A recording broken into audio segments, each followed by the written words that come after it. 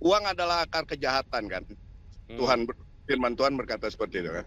Itu udah sesat, memperkaya diri, menjual nama Tuhan, seakan-akan diberkati, kalau dekat dengan Tuhan, hartanya akan berlimpah. Itu menyesatkan, Pak. Yang Tuhan mau apa sih kita hidup ini? Kita melihat orang kaya, kita menjilat. Padahal tuh orang kaya mah jangan diharapin. Materi adalah sebuah ukuran bahwa dia diberkati, dan itu sudah puluhan tahun di framing demikian, bahkan ratusan tahun ya. Hai, kemana aja? Kok sekarang baru komen? Macam mana bos-bos kita ini? Gaspol, gubrak, oh lala bebe.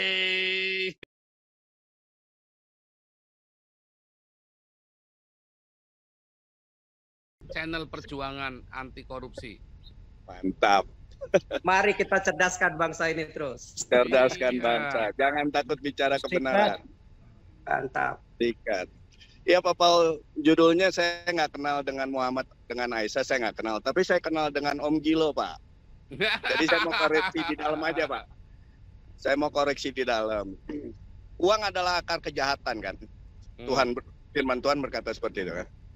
Nah kalau hamba Tuhan malah fokusnya ke uang, berarti udah nggak layak dia dipanggil hamba Tuhan. Itu otomatis, Pak.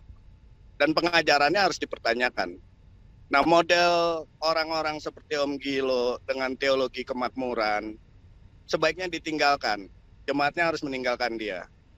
Itu udah sesat, memperkaya diri, menjual nama Tuhan, seakan-akan diberkati, kalau dekat dengan Tuhan, hartanya akan berlimpah. Itu menyesatkan, Pak. Jadi kita harus cerdas lah. Masyarakat umat Kristen ini harus cerdas. Yang Tuhan mau apa sih kita hidup ini? Ya kan? Ada semua di firman kan? Semua ada tertulis. Tinggal kita belajar. Bagaimana kalau kita kaya terus orang datang minta bantuan, dengan angkuh kita menjawab, orang itu akan sakit hati. Bukannya mendekat kepada Tuhan, akhirnya malah menjauh. Ya kan? Ini buah-buah dari mamon. Membuat mata kita semua bukan melihat terang yang nyata dari Tuhan, malah melihat materi, terang materi.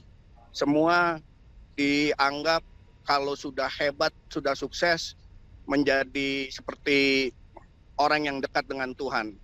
Menipu semuanya. Ya kan? Kita melihat orang kaya, kita menjilat. Padahal tuh orang kaya mah jangan diharapin. Membiayai kita juga nggak akan. Ya kan? Kita tertipu dengan permainan mentalitas kita sendiri, melihat materi itu segalanya. Sehingga nggak heran Indonesia, kita bicara orang Kristen banyak yang korupsi juga. Pengusaha juga banyak yang berkolaborasi dengan korupsi juga. Ya kan? Itu fakta kok, kita nggak bisa tipu. Nah, sekarang ke jemaatnya Pak Gilo, ya kan? Udahlah, stop perpuluhan ke sana. Berikan ke orang miskin. Nggak ada gereja bisa mencuci dosa, nggak ada dengan memberi hasil-hasil yang kotor, nggak ada. Tuhan tahu dari mana hasil kerja kita yang keringat atau yang bukan. Tuhan tahu. Jadi kita nggak usah menipu Tuhan lagi dengan hal-hal seperti itu. Ibaratnya kita tinggalkan, bertobat, atau ya udah selamat jalan. Ya kan? Kita semua berdosa, Pak. Nggak ada yang nggak berdosa. Tapi kita harus sadar juga poin-poin yang harus kita jangan lakukan. Ya kan? Ada kedagingan kita yang susah untuk kita hindari. Udah jadi kebiasaan, udah jadi yang selalu lah bangun tidur pokoknya udah selalu kita lakukan misalnya. Nah, kalau itu tindakan-tindakan yang berseberangan dengan firman Tuhan dan kita tidak sadari, ya kita rugi sendiri. Tapi kalau kita sadari, kita bisa lawan hal-hal yang tidak baik ya. Misalnya ngomong kotor, misalnya suka memaki, hal-hal yang menyakitkan sesama lingkungan yang kita nggak sadar, kita merasa benar. Kita bisa koreksi sendiri. Tapi kalau udah bicara menyangkut duit, udah harus benar-benar belak-belakan. Kalau memang kita nggak diberkati secara materi, bukan Tuhan nggak berkati kita. Bisa jadi kita nggak kaya, tapi kita sehat. Yang kaya penyakitan. Banyak. Yang penting cara kita mencapai kesuksesan itu, gimana kita memperoleh uang itu, benar nggak di mata Tuhan. Tidak menipu orang, tidak korupsi, tidak melakukan makap yang di luar batas. Nah ya kayak gitu-gitu tuh. Jemaatnya Pak Gilo harus sadar. Nih Pak Gilo udah anaknya kok bisa sih bikin gereja jemaatnya disuruh cium sepatu.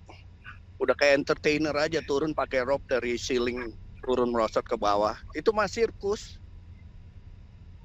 Udah jangan diikutin yang gitu-gitu, kasihan. Ya kan, kita udah kenal Tuhan Yesus tapi kita disesatkan. Ibaratnya nih masa ini adalah masa panen raya, tapi pekerja-pekerjanya bukannya melakukan cara panen yang benar, malah meracuni ladangnya yang udah subur.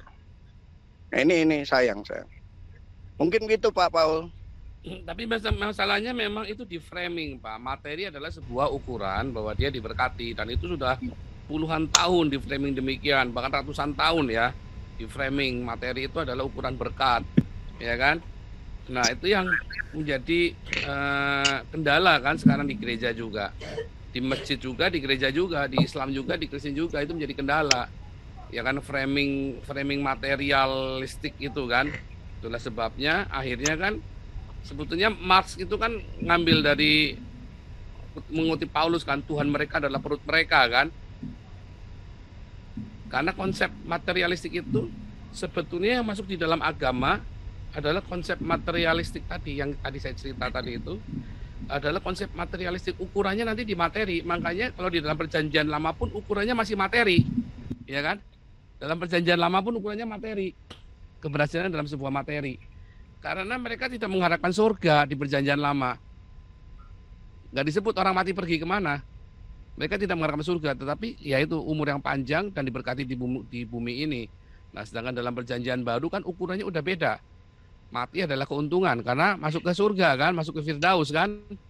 Nah, dalam Islam sendiri Muhammad aja kemana nggak ngerti, ya kan. Nah, kemudian menjadi ukurannya bukan cuma materi, seks juga. Pokoknya apa yang kamu inginkan, hawa nafsumu itu yang menjadi ukuran. Jadi kalau menjadi Islam, kalau Indonesia ini saat ini ya, dikuasai oleh agama, oleh orang-orang beragama, pada kenyataannya de facto-nya Indonesia bukan negara Pancasila loh. Pak Tobing pun tahu kan, de facto-nya Indonesia bukan negara Pancasila. De jure-nya secara hukum memang Indonesia negara Pancasila. De facto-nya negara khilafah. Pak Tobing pun mengakuinya. Dosen kita pun ya itu sudah terjadi, itu yang kita perjuangkan ya. Nah, ini saya sedang usulkan Pak Putih bikin retreat Pancasila ya. Itu perlu ya Pak Putih. Mungkin ini Pak Putih sama Pak Santiamer ya. Mungkin kita benar-benar seriusin itu ya, sebulan sekali. Terima kasih. Anda telah menyimak video ini sampai selesai. Silakan tuliskan masukan atau pengalaman Anda sesuai tema video yang kami sajikan. Kami berharap masukan Anda bisa memberi edukasi sebagai bahan pertimbangan untuk membangun pola pikir positif.